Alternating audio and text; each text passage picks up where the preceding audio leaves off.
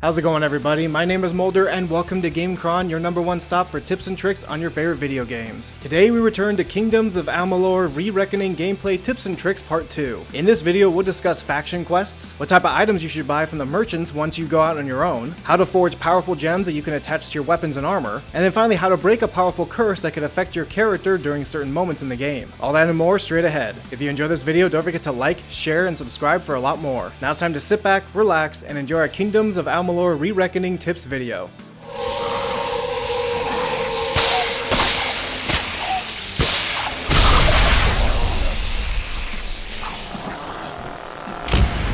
Let's start things off with faction quests. Now throughout your journey you will meet different characters belonging to different factions. These factions can range from completely different races of characters such as the Fae, the Warsworn, which is this guild of powerful warriors, to groups of explorers that like to search around in lost dungeons. There's just a plethora of different factions you can run into in this game. Each faction that you choose to follow along with and do missions with offer their own different types of rewards. These factions quests can actually take quite a bit of your time. I'm currently doing quests for the Fae at the moment, which is actually taking me up to 6 hours already to complete. These different types of quests I'm doing for this particular faction has me killing certain types of powerful bosses, collecting rare artifacts, helping the king to restore power to his kingdom, and this is all just from one faction. So I definitely recommend that you speak to a few characters representing different types of factions and make a decision for yourself which one you'd like to focus on. If time's not a worry for you, then I definitely recommend you try to do as many of these faction quests as you can. You can enter certain powerful areas that are controlled by certain factions to where you can then go talk to certain powerful merchants, get deals on certain items. It all depends about what faction you're working with. I haven't run into an issue yet to where say the Fae or the Warsworn have run into each other to where they ask whose side do you want to join in the middle of a conflict, but given the fact how open this story is, you just never know. I'll be sure to let you know if that actually happens in this game, if two factions collide into each other and you have to make a decision which one you want to support,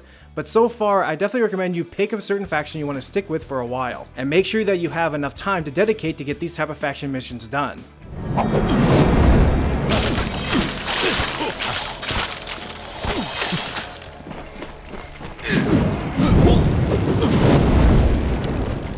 Next, let's talk about forging gems. Now you can forge powerful gems for your weapons and armor provided that they have open sockets. You can tell which pieces of your armor or weapons have open sockets simply by looking at them in the information menu. Once you've decided which weapon or armor you've decided to upgrade, now it's time to head for a Sagecraft altar. You can find one here in the House of Ballads, if you choose the opening faction quest for the Fae. Once you arrive at the Sagecraft altar, now it's time to use different types of shards you've been collecting along your journey. There are many different ways you can get different types of shards. You can get them by harvesting them in the open world, from killing certain powerful enemies, to even buying them from certain merchants. There are many different types of shards. For example, there are ones for fire, lightning, magic, protection, ice, poison, and so on. Mixing and matching different types of shards will show you what that gem is going to be once you forge it if you choose to pick that type of gem. Depending upon your playstyle, try to forge gems that best fit your character. Keep in mind only certain types of gems fit both your weapon and your armor sets. Another thing to keep in mind is that you can remove gems from either your weapons or your armor if you want to replace it with a more powerful one. You can remove it either at a Sagecraft altar or a merchant can do it for you for a fee.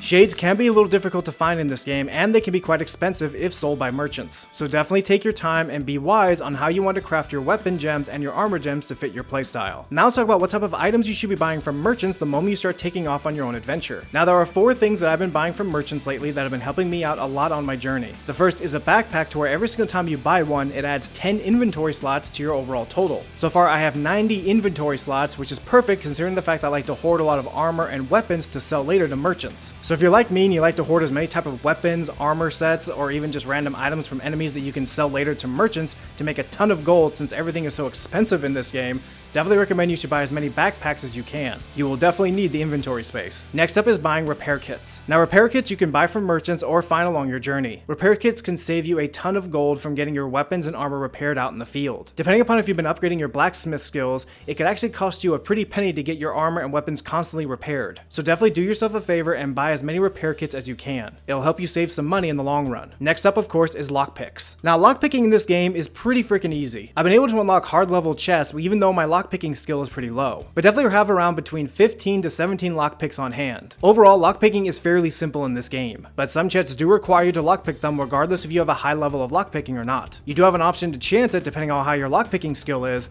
but even so, carry enough lockpicks on you just in case. And next up, of course, is healing potions. Now I run around with both minor healing to great healing to even minor regen healing potions. Because the level of damage can spike on certain types of enemies, especially troll type characters, you definitely need to be prepared for anything to happen. happen. Speaking again about faction quests, you're going to be encountering a lot of bosses, so definitely having all those different type of potions on hand can save you in a pinch. So definitely have your fair share of minor to great healing potions, and definitely regen potions. Spending some gold on these items here and there will definitely make your journey a lot easier.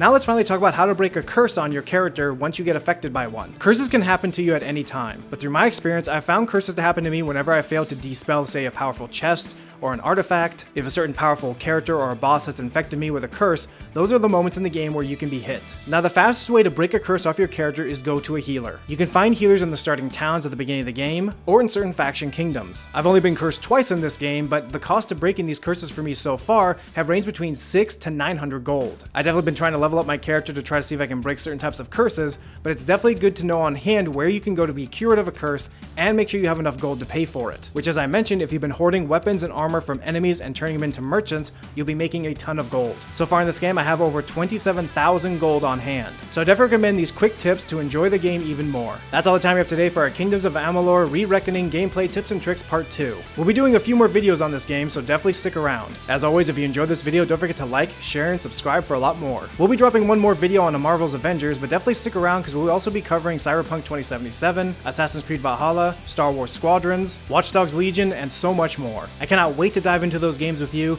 but until then, I'm Mulder, and I'll see you next time in the GameChron.